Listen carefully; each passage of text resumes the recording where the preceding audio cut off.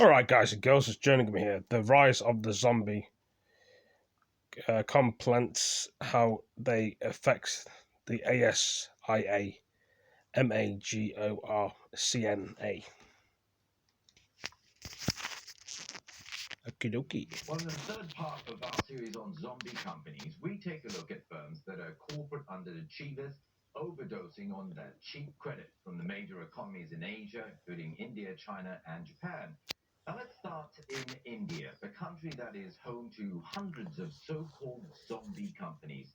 Now, in 2018, zombie companies accounted for 26% of all listed companies in the country, and that is up at 13 percentage points from 2008. Now, the rise has become more prevalent because Indian banks have gotten into the habit of basically rolling over these loans rather than writing them off. And this means that firms take on more debt, a phenomenon that can best be explained by former RBI Governor Dr. Raghuram Rajan, who named it the, quote, extend and pretend regime.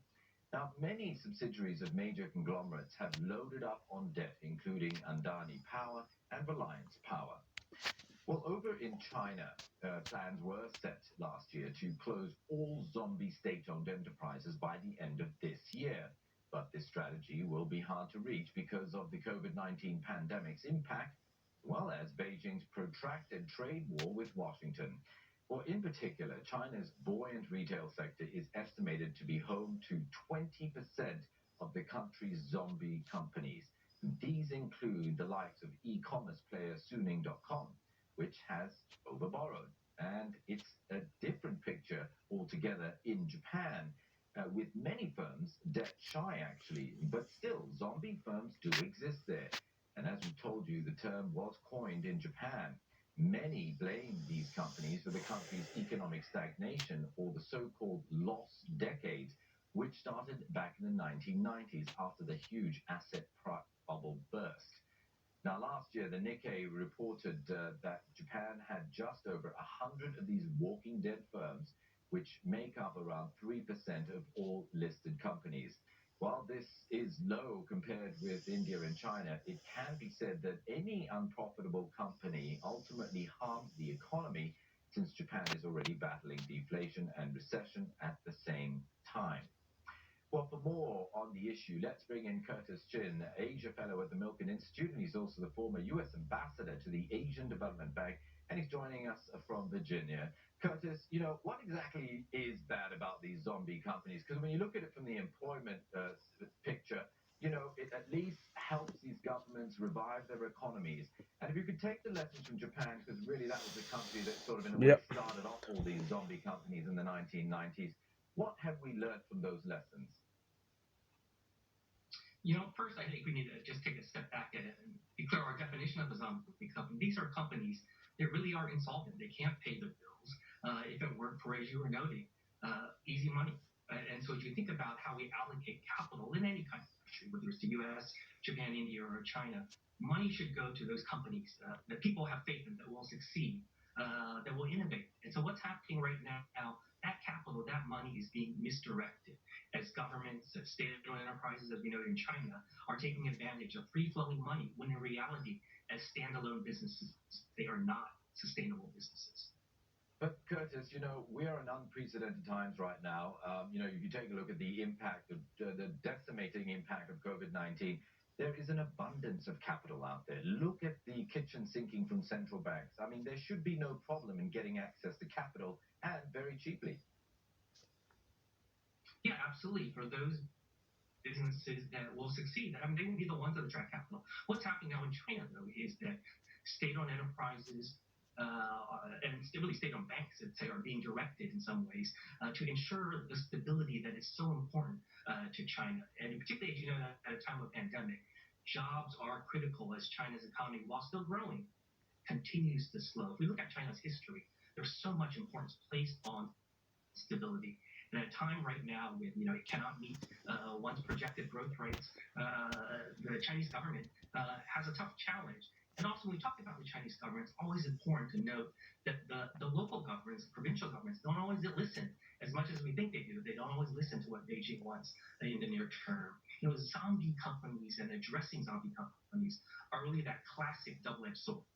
It can hurt you or it can help you. Certainly, China will be better off. Any country will be better off by addressing these zombie companies, but they do have to worry about the short-term impact on jobs. And as you noted, at an unprecedented time in our world. And of course, this has a direct impact, doesn't it, in terms of the trade friction between China and the United States? Because if you think about it, all these state-owned enterprises, these zombie firms, are being propped up by the local governments in China, how basically keeping these living dead companies alive, and they're flooding the market with cheap products, which is really aggravating the situation in the trade war. Well, again, we have to look at the specific companies or even sectors very clearly. If you're talking about, let's say, steel, flooding the world with cheap steel is clearly going to exacerbate trade tensions. But the reality, when we think about China, I think what's important to stress is that it is also in China's long-term interest to address these zombie companies. That if they want to have thriving businesses, it's going to mean businesses that can compete with companies across the region. The other thing I think is important to know at this extraordinary time is that China will increasingly try and focus on its domestic market.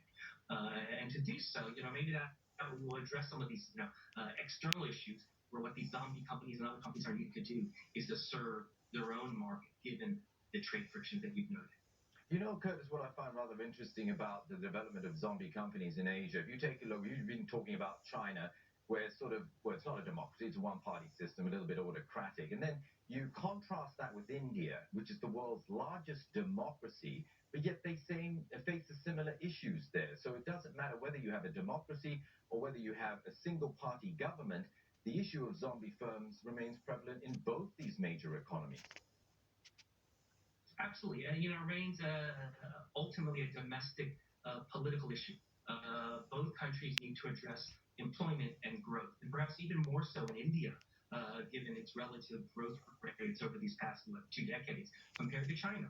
As we think about the risk of investors, of people who want to go into either market, clearly in both just these filming this. markets, they have to factor in No, I'm still here. the political risk. Because ultimately, this is a political question. It's not an economic Concentrating question. At on this. what pace will countries decide to allow these zombie companies really to fade away, to allow the Yeah, just concentrating on this. Yeah. Talked a lot about state-owned enterprises, state-owned companies, but whether it's state-owned or private company that's accessing this free-flowing capital, I hope that it isn't just a pause in need reform, but it is also a time for companies to think through how they can, in the long run, embrace what I refer to as the ESG movement, environment and social governance standards. You don't think about ESG when you hear about zombie companies, and that's for the worst for the region, for our world.